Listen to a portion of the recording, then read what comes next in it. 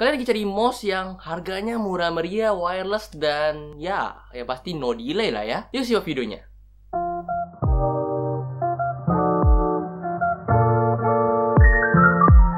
Halo guys, balik gue Mike dari Tech ID. Kali ini gue bakal ngebahas mouse dari DVPAR. Ada 3 mouse dari DVPAR, yaitu Q7, Q13, dan versi kabelnya adalah G905. Nah, masing-masing mouse ini punya keunggulannya masing-masing. Ya, karena gue pegang ada 2 wireless, berarti dua-dua ini punya keunggulannya masing-masing. Nah, langsung aja kita bahas apa saja kelengkapan yang kita dapatkan ketika kita beli mouse-nya ini. Oke, kita mulai dengan G905. Apa saja yang kita dapatkan pada paket penjualan G905? Kalian hanya akan mendapatkan satu buah kertas petunjuk dalam bahasa Mandarin dan juga bahasa Inggris. Tentu saja juga dapat mouse-nya. Untuk mouse ini memiliki 4 warna, yaitu ada putih, hitam, pink, dan Tosca. Di sini pilihan warnanya cukup bervariatif dan menurut gua warna-warna yang ditawarkan ini juga cukup menarik. Dimana mouse-mouse pada umumnya jarang banget nawarin warna Tosca. Dan unit yang bakal gua bahas ini adalah warna putih. Gua mulai dari desainnya dulu. Desain di sini mengusung desain honeycomb, yang dimana sirkulasi udara yang ada pada mouse ini akan jauh lebih baik. Dan juga buat kalian tangan yang cepat keringatan, kalian nggak perlu takut karena sirkulasi udaranya di sini juga cukup bagus. Kalian tidak akan berkeringatan seharusnya. Selanjutnya, mouse ini memiliki 6 tombol di mana ada klik kiri, klik kanan, scroll button, dan 2 buah makro. Nah, karena mouse ini menggunakan desain honeycomb, jauh lebih ringan ketimbang mouse yang pada umumnya. Sensor di sini menggunakan sensor optikal, di mana sensor ini masih terbilang cukup bagus karena kalian nggak ada masalah ketika menggunakan mouse ini. Untuk klik kiri dan klik kanannya dan juga makro, itu semua lembut dan kliki. Nah, selanjutnya gue bahas adalah bagian bawah dari mouse-nya. Dari bagian bawah, kalian akan menemukan satu buah tombol untuk mengatur RGB-nya. Dan terakhir, itu mousepad-nya itu sudah menggunakan karet, jadi kalian akan lebih nyaman ketimbang menggunakan mousepad yang masih plastik. Selanjutnya gue bakal bahas konektivitasnya. Konektivitasnya di sini menggunakan USB yang belum gold-plated ya, tapi kabelnya di sini sudah menggunakan kabel yang cukup fleksibel dan gak berat-berat banget. Jadi kalian cukup pakai mouse bungee jika kalian ingin kabelnya lebih nggak berasa lagi. Kabelnya di sini menggunakan kabel yang braided, jadi kalian bisa dilihat di sini kabelnya cukup solid. Jadi kalian akan bisa pakai mouse ini untuk jangka panjang. Mungkin kabel yang bakal lebih nggak berasa, gue bakal lanjut aja langsung ke mouse wireless dari DVPAR. Nah, untuk kelengkapan yang ada pada Q13 ini, pertama kalian akan mendapatkan satu buah kertas petunjuk kan, satu buah kabel USB Type A ke micro USB, tentunya mouse-nya. Nah, kita bahas ke desainnya. Desain dari mouse ini sangat mirip dengan G905 karena ya ini cuma bedanya ini wireless dan yang tadi kabel. Nah, untuk sensornya di sini masih optical switch tapi cukup unik dengan delay yang gak kerasa ketika gue main Valorant.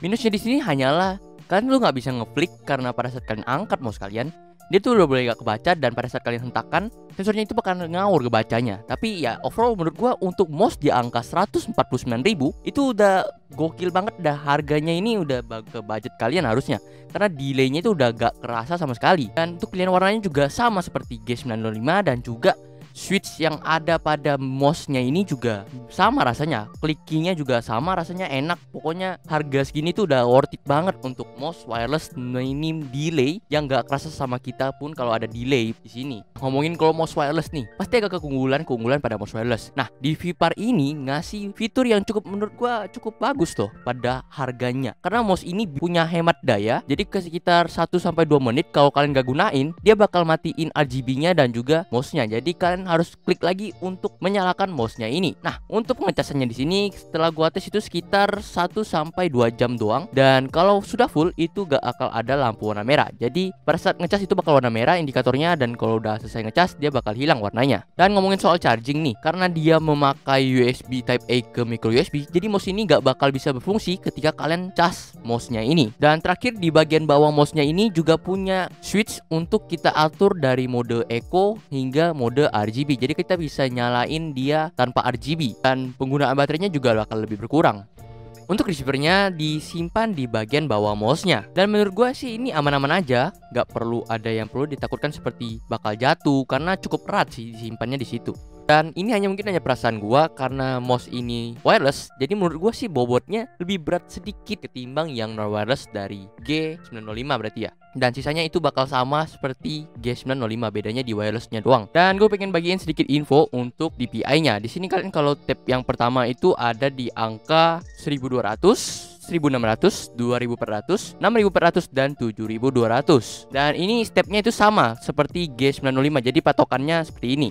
Nah, selanjutnya gue bakal bahas adalah mouse silent dari DVPAR ini. Nah, ini juga wireless dan namanya itu Q7. Dan selanjutnya gue bakal bahas adalah kelengkapannya. Di sini kita akan mendapatkan satu buah kertas petunjuk, kabel dari USB Type A ke micro USB, dan selanjutnya gue bakal bahas adalah switch dari mouse-nya ini. Switch di mouse ini itu cukup silent hingga gak bersuara, dan clickingnya juga lembut. Selain lembut itu udah silent, jadi itu udah nilai plus dari mouse ini kalau kalian yang suka mouse yang gak ada suaranya. Tapi tetap dari bagian makronya itu bakal tetap berbunyi.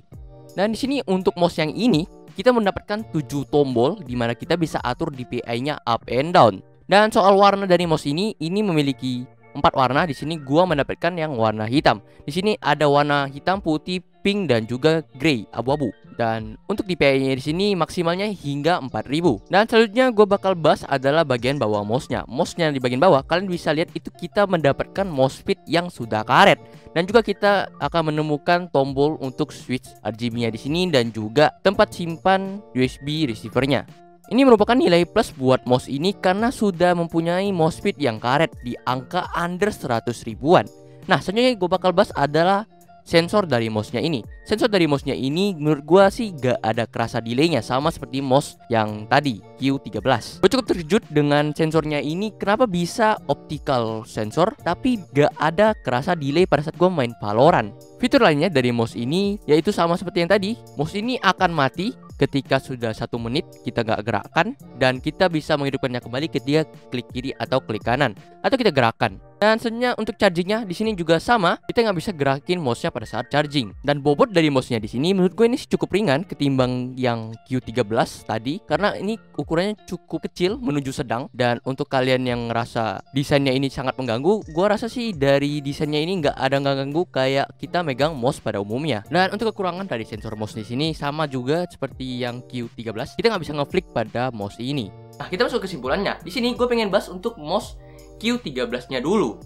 Nah, kita mulai dari desainnya. Untuk Q13 menurut gua desainnya di sini sudah cukup bagus dengan honeycomb yang membuat mouse ini lebih ringan dan airflow-nya yang menjadi lebih baik. Jadi tangan kalian yang cepat berkeringat mungkin nggak bakal kepanasan ketika megang mouse yang ini. Nah, untuk wirelessnya di sini menurut gua wirelessnya ini sudah cukup bagus, tapi kalau kalian pengen ngeflick itu mungkin memang masih belum recommended buat kalian. Karena kalau untuk Q13 ini masih belum bisa kalian ngeflick, tapi untuk delay-nya ini sudah cukup bagus. Jadi main-main santai aja, bukan buat main yang lebih ke kompetitif gitu. Dan untuk sensornya di sini masih optikal dan ya nggak disebut untuk sensornya sensor apa, tapi ya overall untuk kualitas switch dan sensornya ini sudah cukup bagus dan clicky-nya sudah cukup kerasa. Dan juga mouse ini juga bisa makro, jadi kalian misalnya lagi pengen makroin mouse kalian ke in-game-nya, kan tinggal setting aja di in-game-nya. Ingat, di sini semua mouse yang gue bahas ini belum ada aplikasinya. Dan kita lanjut ke Q7. Untuk desain Q7, menurut gue ini cukup robot-robot gitu. Dan untuk sensor dan switch-nya dari Q7 ini, switch-nya itu silent. Jadi buat kalian yang pecinta mouse silent, ini sangat recommended buat kalian. Dan untuk grip size-nya di sini, ini udah cukup variatif. Kalian bisa claw, menurut gue cocok aja. Kalau kalian pengen palm grip juga cocok aja, tapi ini untuk tangan yang sedang dan ukuran kecil ya. Mungkin untuk kalian yang tangannya cukup besar, kalian bisa coba ke palm grip sih. Untuk sensor di sini menurut gua masih sama seperti Q13. Kalian nggak bisa ngeflick di game, jadi kalian main normal aja, santai aja, nggak perlu ngeflick lah ya kan. Ngeflick itu apa ya? Itu kondisi dimana mouse kalian itu kalian angkat dan kalian hentakkan terus kalian geser. Nah di situ bakal kacau, bisa tapi agak kacau. Jadi nggak sesuai dengan yang kalian inginkan. Dan opsi terakhir kalau kalian pengen ngeflick dan pengen mouse-nya itu honeycomb, kalian bisa pilih ke G905. G905 ini versi non-wireless-nya dari G13 tadi. Dan untuk perbedaannya di sini hanyalah dia nggak wireless dan sensornya di sini sudah lebih bagus lah ya, dan masih optikal ya. Semua mouse di sini yang gue bahas itu masih optikal sensornya. Jadi kalau kalian pengen ngeflick ya ini lebih recommended buat kalian. Kalau kalian pengen betul-betul masuk ke dunia kompetitif, kalian bisa pakai mouse ini buat ke kompetitif ataupun have fun aja. Untuk RGB-nya semua di mouse ini punya tombolnya itu di bagian bawahnya. Jadi semua opsi di RGB di sini sama, tombolnya ada di bawah. Dan untuk receiver mouse-nya di sini kalian bisa temukan juga di bawah mouse-nya. Ya overall semua menurut gua mouse ini sih cukup worth it banget dari DVPar karena harganya di sini cukup terjangkau. Sensornya di sini sudah cukup bagus, no delay untuk kedua mouse-nya, dan opsi ketiga mouse-nya itu bisa kalian pakai untuk kalian yang pengen lebih serius dalam gamenya tersebut. Mungkin segitu dulu untuk review gua kali ini. Like kalau kalian suka dan subscribe channel ini kalau kalian rasa channel ini bermanfaat. Dan untuk link pembeliannya ada di link deskripsi. Dan mungkin segitu dulu, gua Mike cabut undur diri. Bye bye.